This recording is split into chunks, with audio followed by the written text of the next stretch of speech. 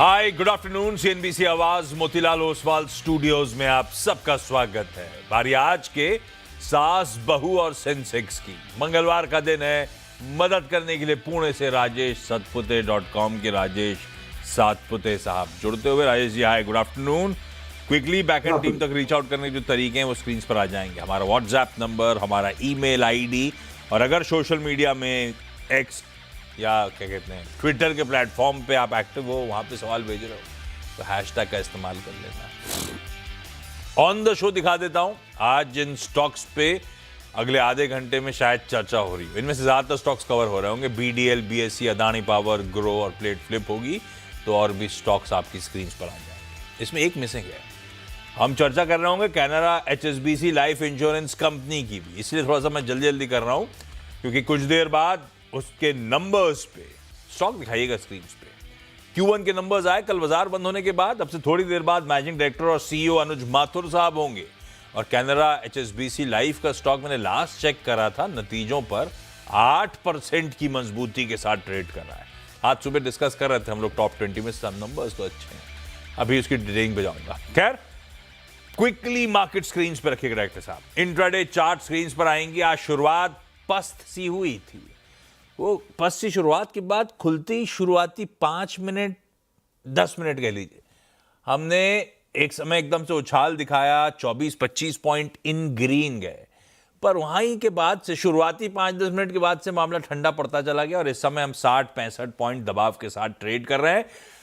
आज expiry day है तो चर्चा यही हो रही थी हम राइटर्स की गिरफ्त में रहेंगे। लीजिए, आज राइटर्स एक्टिव कहां हैं? 24,200, 250, 300 सबसे एग्रेसिव कॉल राइटिंग इस जोन में हो रही है और वही लेवल्स थे जहां से हम कूल ऑफ हुए।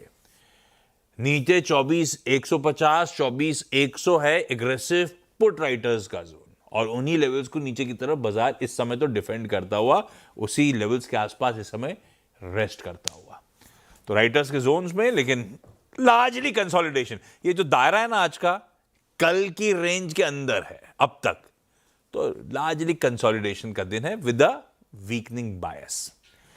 सवाल जवाब की सिलसिले की शुरुआत कर रहा हूं। आज कानपुर, नोएडा, कोलकाता और शायद आगे एक और बार कोलकाता जाना है, डायरेक्टर साहब बता रहे हैं। सबसे पहले कानपुर से सुवर्णा अस्थाना जी जुड़ती हुई। सुवर्णा मैम, हाय, गुड आफ्टरनून सुवर्णा मैम। सुवर्णा मैम, आपका पहला सवाल आज के लिए।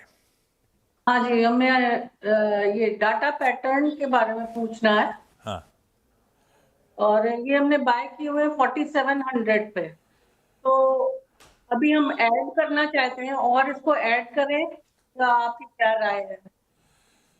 जो रखे हैं उनको तो रखना चाहते हो आप, और ऐड करने हैं तो बताएं। गेस्ट है ना स्पीक। हाँ, ठीक है राय सर, समझ गए। राय सर, हाँ। मेरी खरीद से अब 700 रुपए दबाव है। क्या ये स्टॉक सही है ऐड करने के लिए? अगर हाँ तो क्या ये समय आ गया है फर्दर ऐड करने का लंबी अवधि के लिए हाथ से? Good afternoon Ashish ji. Good afternoon everyone. Ashish ji, देखिए, डेटा पैटर्न का अगर आप स्ट्रक्चर देखें तो definitely higher top higher bottom formation है, दैट शोज कि यहाँ पे स्ट्रेंथ है। लेकिन ये जो फिलहाल जो करेक्शन है, ये करेक्शन तो आप कह सकते हैं कि this is a running correction जो जो 3,400 से 3,600 के ट्रेजेक्टरी तक जा सकता है। तो ये करेक्शन अभी तक खत्म नहीं हुआ है, काउंटर बड़ा है। तो मुझे लगता है अगर आपको ऐड करना है तो 3,400 से लेके 3,600 की ट्रेजेक्टरी में आप इसमें ऐड कर सकते हो। इन लेवल्स पे नहीं, थोड़ा और करेक्ट होगा सुवर्णा मैम, तब ऐड करेंगे। कोलकाता से सुदीप्ता सापुई मैम जुड़ती हुई। Sudipta ma'am, good afternoon. Ma'am, आपका पहला सवाल कौन सा? मेरे पास एफए इंडिया है, वो 177 के रेट 70 के रेट में है, 21 से है। एफएल इंडिया, मैंने नेस्ले इंडिया सुन लिया था। एफएल इंडिया है, 1770 की बाइंग है, 250 रुपए का। सुदीप्ता मैम, हमको लॉस हो रहा है। ये हमने लॉन्ग टर्म के लिए लिया हुआ है, ट्रेडिंग वेडिंग का मामला था। और आप क्या पूछना चाहते हो राजेश सर से, बने रहें या निकल जाए ऐसा? एक्चुअली मैं उससे प्रॉफिट ले दिया एक बार, फिर मैं उसमें इन्वेस्ट किया। तो स्टॉक क्या अच्छा है, इसमें स्टे रहूं क्या नहीं रहूं, वही। राजेश सर, एक बार तो कमा के दिया था, इस बार थोड़ा सा मामला फंसा हुआ है। ये स्टॉक अच्छा है या नहीं है, बने रहना है नहीं रहना है, ये जवाब दो आप। Ashish ji, I think it's a hold. बहुत ही अच्छा चार्ट है आप कह सकते हैं, लेकिन इसमें है कि इसमें जो मोमेंटम है वो थोड़ा मिसिंग है। आजकल सभी स्टॉक्स में मोमेंटम मिसिंग है। दो उसका जो ट्रेंड है वो पॉजिटिव है, तो I think you can hold. Stop loss आपका होगा 1480 का, 1480 के स्टॉप लॉस के साथ होल्ड रखे। 1550 ये इसका फर्स्ट रेजिस्टेंस है, जो कि इसका 200 DMA है। अगर 1550 सरपास होता है तो नेक्स्ट लेवल आएगा 1650 का। ओके, नोएडा से अनुराधा यादव जी जुड़ती हुई।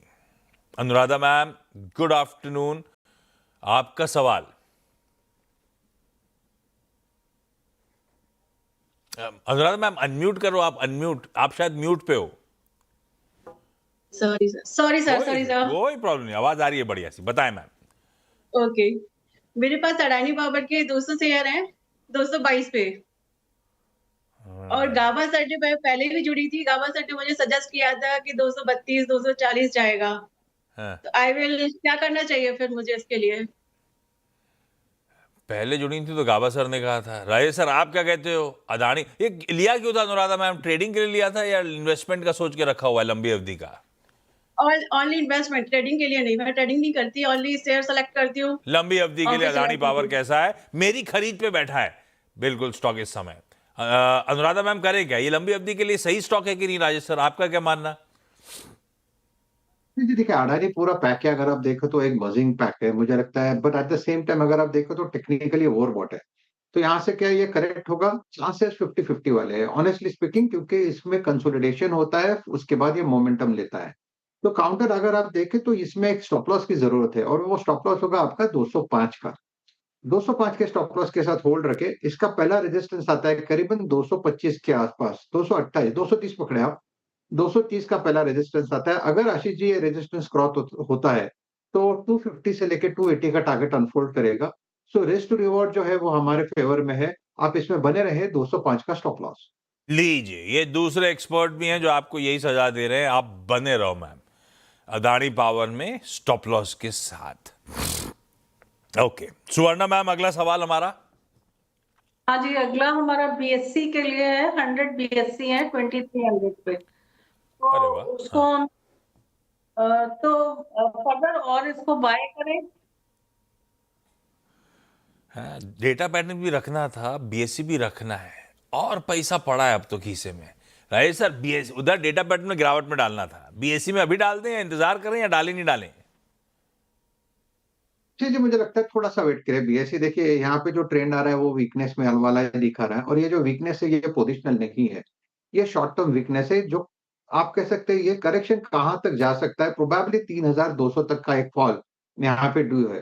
तो इसके लिए नॉट नेसेसरी ये कल परसों में है, प्रोबेबली इस एक आध महीना 2 महीना लगेगा। तो अगर आपको इन्वेस्टमेंट करना है then that will be the right strategy कि 3200 जहां पे इसका 200 डीएमआर प्लेस्ड है वहां पे आप एंट्री करिए। यहाँ पे फिलहाल मुझे लगता है कि यहाँ पे ये कंसोलिडेशन टू वीकनेस की तरफ जाएगा।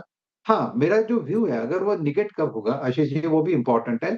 अगर चार्टिकली 3800 के ऊपर का ब्रेकआउट आता है, यानी 3800 के ऊपर क्लोज देगा, तो फिर ये पूरा मोमेंटम है वो फिर से तेजी वाला बनेगा। तो इधर आप वेट करें 3200 तक, और फिर ब्रेकआउट के बाद 3800 के बाद उसमें एंट्री कर सकते हैं। Not at this level because this is falling, this is correcting. Trigger points दे दिए अपने को।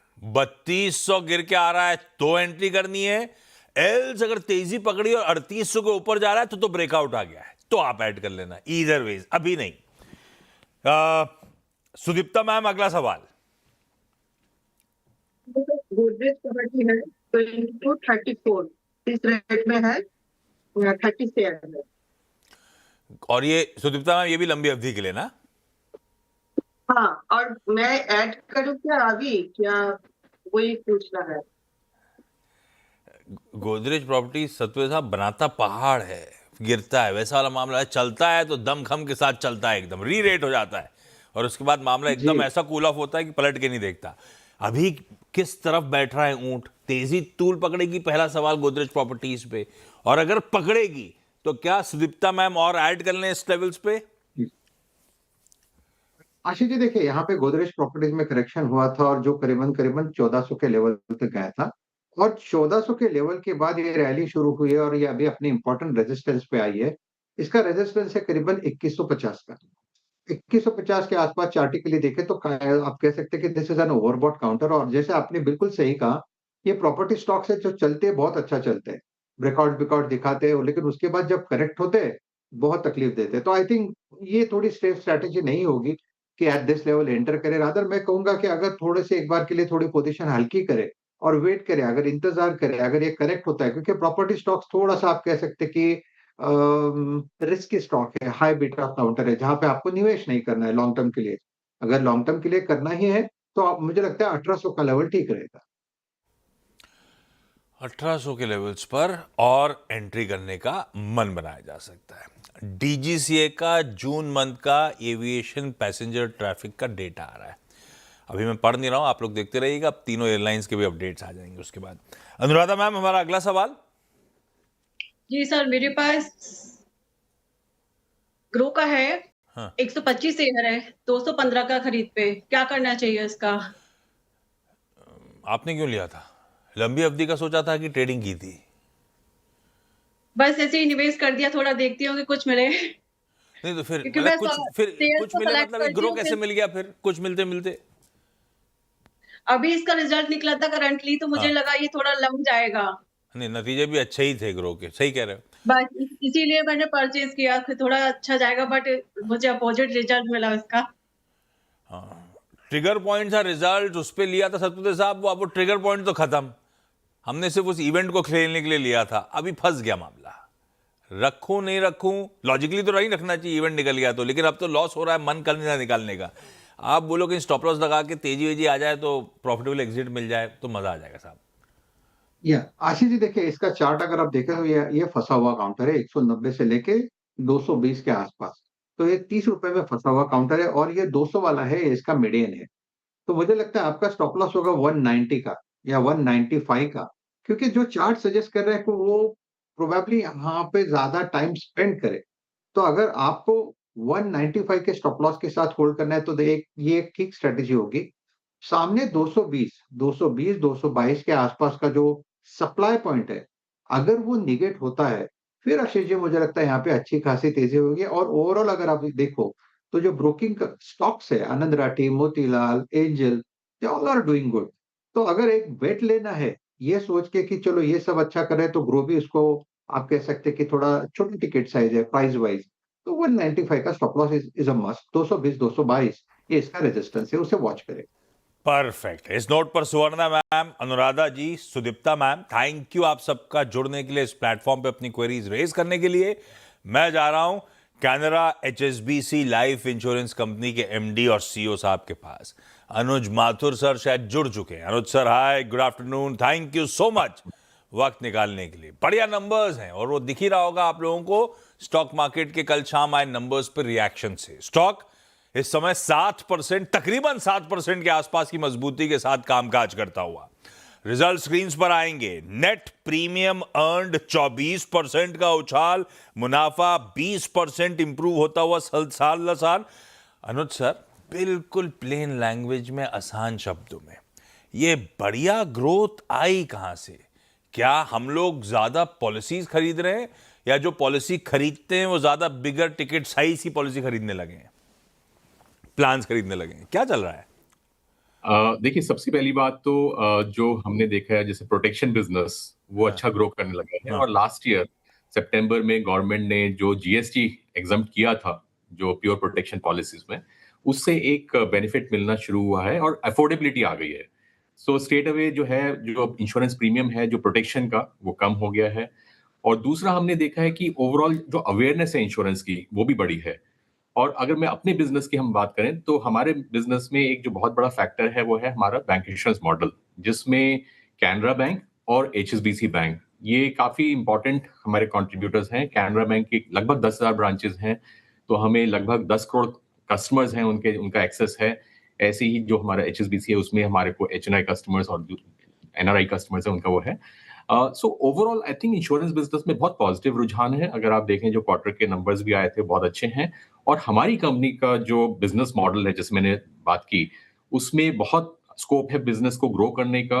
हमारा जो पेनिट्रेशन लेवल है अभी लगभग 2% के करीब है और ये ऊपर जाना शुरू हुआ है, तो हम बहुत कॉन्फिडेंट हैं। और दूसरा हमारा जो कंपनी का फोकस है वो हमारा प्रोटेक्शन पे है। और उसमें प्रोटेक्शन में 2 तरह की पॉलिसीज होती हैं, एक तो जो रिटेल प्रोटेक्शन पॉलिसीज होती है, प्योर टर्म पॉलिसीज है, दूसरा जो होम लोन प्रोटेक्शन है। सो दोनों ही सेगमेंट्स में हमारी अच्छी ग्रोथ रही है, 40% के करीब की ग्रोथ रही है। और हमारा जो बिजनेस है वो लास्ट क्वार्टर में, जैसे आपने भी बोला, लगभग जो हमारा वीएनबी जो न्यू बिजनेस है वो 24% से ग्रो किया है। और हमें पूरी आशा है कि जिस तरह से बिजनेस का सपोर्ट है और कस्टमर्स का इंटरेस्ट है, आगे भी हमारी अच्छी डिमांड रहेगी। और कंपनी की प्रॉफिटेबिलिटी भी, जो वीएनबी मार्जिन है हमारा 21% है, और जो हमारा एब्सोल्यूट वीएनबी है वो 29% से ग्रो किया है। तो ये सब जो पैरामीटर्स हैं ये दिखा रहे हैं कि अच्छा बिजनेस है, अच्छा बिजनेस मॉडल है, और कस्टमर्स सबसे ज्यादा जो हैं वो खुश हैं प्रोडक्ट से। अगर मैं परसिस्टेंसी की बात करूं कि कस्टमर जो नेक्स्ट प्रीमियम है वो टाइमली दे रहे नहीं दे रहा, तो 13 मंथ परसिस्टेंसी जो हमारी है वो 86% पे पहुंच गई, 85.9 टू बी प्रिसाइज।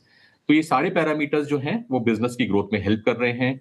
और जैसे मैंने बोला कि हमारा जो बिजनेस मॉडल है वो बहुत रोबस्ट है, और जो प्रोमोटर्स का सपोर्ट है वो बहुत अच्छा है, तो उसकी वजह से बिजनेस जो है ग्रो कर रहा है और करता रहेगा। नहीं, आज तो खैर कस्टमर्स क्या, आपके बाकी स्टेक होल्डर, शेयर होल्डर्स भी उतने ही खुश होंगे भाव देख के। अच्छा अनुज सर, आपने सही कहा, प्रोटेक्शन बिजनेस यानी कि प्योर लाइफ इंश्योरेंस जैसे कि टर्म प्लान्स, बढ़िया ग्रोथ कैनरा एचएसबीसी लाइफ ने डिलीवर करके दी है। मेरा फॉलोअप सवाल, आपने वैसे कह दिया कि क्या हम रिटेल टर्म प्लान्स की तरफ बढ़ रहे हैं या मोमेंटम मोस्टली बैंक लोन और क्रेडिट लाइफ पॉलिसीज ड्राइव कर रही हैं, क्रेडिट लाइन पॉलिसीज। तो आप कह रहे हो दोनों चीजें हो रही हैं साथ साथ, और दोनों में ही इक्वल तरह की ग्रोथ साल दर साल देखने को मिल रही है, ऐसा? बिल्कुल, वो भी है। और जो हमारा जो ट्रेडिशनल प्रोडक्ट्स हैं, जो सेविंग प्रोडक्ट्स हैं, जो एक अवधि के लिए होते हैं, जो जिसमें सम एश्योर्ड होता है, वो भी हमारा जो प्रोडक्ट्स हैं वो भी अच्छे परफॉर्म कर रहे हैं। अगर आप हमारा प्रोडक्ट मिक्स देखेंगे तो प्रोटेक्शन तो हमारा रफली 13 से 14% है, लेकिन उसके अलावा जो हमारा ट्रेडिशनल बिजनेस है वो रफली 64% के करीब है। तो जो 50% जो है वो पार और नॉन पार प्रोडक्ट जो है हमारा, उसका कंट्रीब्यूशन है, जिसमें गारंटीड बेनिफिट्स होते हैं कस्टमर्स के लिए। तो एक चीज हमने और नोटिस करी है कि ये जो अनसर्टेनिटी वाला पीरियड होता है, उसमें लोगों का रुझाव जो रहता है, वो रहता है प्रेफरेंस, वो ट्रेडिशनल प्रोडक्ट्स की तरफ रहता है, जो गारंटीड बेनिफिट्स होते हैं जिसमें, और उसमें भी बहुत अच्छी ग्रोथ देखी है, जिसकी वजह से जो ओवरऑल ग्रोथ है जो हमारी 19% की आई है एपी में, बहुत सारे फैक्टर्स हैं जो हेल्प कर रहे हैं। और हमने ट्रेडिशनल प्रोडक्ट्स पे भी हमारा फोकस बना रहेगा, और हमने बहुत अच्छी डिमांड देखी है ट्रेडिशनल प्रोडक्ट्स में। एक सवाल और, अच्छा इस बीच बजाज ऑटो के नंबर्स आ रहे हैं, निफ्टी 50 का एक ही नंबर आ रहा है, वो स्क्रीन पे फ्लैश हो रहा है, थोड़ा सा डिटेल आ जाएंगी तो मैं उस नंबर पे जाऊंगा, आप लोग नोटिस करिए, नंबर्स को पढ़िए। मैं अनुज सर एक लास्ट सवाल, वैल्यू ऑफ न्यू बिजनेस आपने सही कहा 29% का जंप, वीएनबी मार्जिन बढ़िया 21% आपने क्लॉक करे, इसी को एक्स्ट्रापोलेट कर लूं, इसी तरह के मार्जिन आप लोग पूरे फाइनेंशियल ईयर में डिलीवर कर पाएंगे, या ये वन ऑफ क्वार्टर वाला मामला समझूं? दूसरा फॉलोअप, आपने मेंशन करा कि आपका बैंक एश्योरेंस चैनल बिल्कुल सही है, कैनरा भी है और एचएसबीसी भी है, तो बैंक एश्योरेंस बढ़िया करेगा ही आपका। लेकिन हमने बीच में वो टाई अप स्टिच करे थे, जैसे कि वो वेस्ट बंगाल ग्रामीण बैंक और वगैरह वगैरह।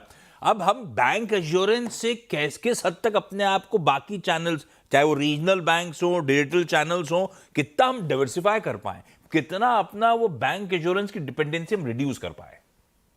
नहीं, बहुत अच्छा सवाल पूछा आपने आशीष जी। तो मैं बताना चाहूंगा दर्शकों को कि लास्ट ईयर हमने एजेंसी चैनल लॉन्च किया था। वो एजेंसी चैनल की भी जो परफॉर्मेंस है हमारी बहुत अच्छी चल रही है, हालांकि अभी छोटा चैनल है, बट पूरा हम डाइवर्सिफिकेशन पे फोकस कर रहे हैं, जिसमें एजेंसी बिजनेस हो गया, हमारा डिजिटल बिजनेस है, एक हमारा डिफेंस बिजनेस है जिसमें हम डिफेंस फोर्सेस को कैटर करते हैं, और उसके अलावा हमारी डायरेक्ट सेल्स टीम है।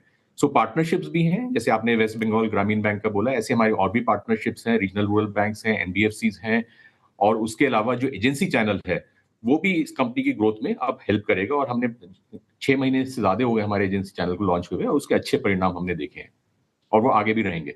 और जो पहला आपका सवाल था in terms of growth, company की ग्रोथ जो है वन ऑफ है या चलती रहेगी, ये वन ऑफ नहीं है। आई थिंक हमारा बहुत अच्छा पोटेंशियल है बिजनेस में, और ये जो है, जो गाइडेंस हमने लास्ट ईयर भी दी थी, वो चलती रहेगी हमारी, कि जो हमारी जो टॉप लाइन है वो 19 से 20% एक नॉर्मल ग्रोथ हम एक्सपेक्ट कर रहे हैं, और दूसरा जो वीएनबी है वो भी स्टेबल है, और आई थिंक आने वाले टाइम में हम इस नंबर को होल्ड कर पाएंगे और इंप्रूव कर पाएंगे। Anuj sir, on that positive note, thank you so much हमारे लिए आज वक्त निकालने के लिए, और कांग्रेचुलेशंस, वाकई अच्छे नंबर्स थे इस बार वाले। अच्छा, बजाज ऑटो प्लीज स्क्रीन पे खींच के लेकर आइए डॉक्टर साहब। स्टॉक फ्लैट इस समय कामकाज कर रहा है, अदरवाइज जो नंबर्स आए वो तो अच्छे लग रहे हैं। 17,050 करोड़ रुपए रेवेन्यू एस्टिमेट के सामने 17,245 करोड़ रुपए के आसपास के आय आई, तो आय करीबन 200 करोड़ रुपए बाजार एस्टिमेट से बेहतर आई है। 2810 करोड़ रुपए के प्रॉफिटेबिलिटी एस्टिमेट के सामने 2983 करोड़ रुपीस का मुनाफा, 810 के सामने 980, 170 करोड़ रुपए प्रॉफिट भी बीट है। और ऑपरेशनली भी परफॉर्मेंस बढ़िया है, 45% साल दर साल मार्जिन में उछाल है, इबीटा में उछाल है, और मार्जिन 130 बेसिस पॉइंट्स इंप्रूव होते हुए, पिछली बार थे 19.7, इस बार 21% के मार्जिन डिलीवर होते हुए। अच्छे नंबर्स, बजाज ऑटो के नंबर्स अच्छे हैं और इसीलिए स्टॉक थोड़ा बहुत लो लेवल से रिकवरी, लेकिन ऐसा कोई मीनिंगफुल अपटिक नहीं। ब्रेक ले रहा हूं, ब्रेक के उस पर लौटूंगा तो सतपति साहब इंतजार कर रहे हैं, उनकी फटाफट एसबीएस स्टॉक पिक लेंगे।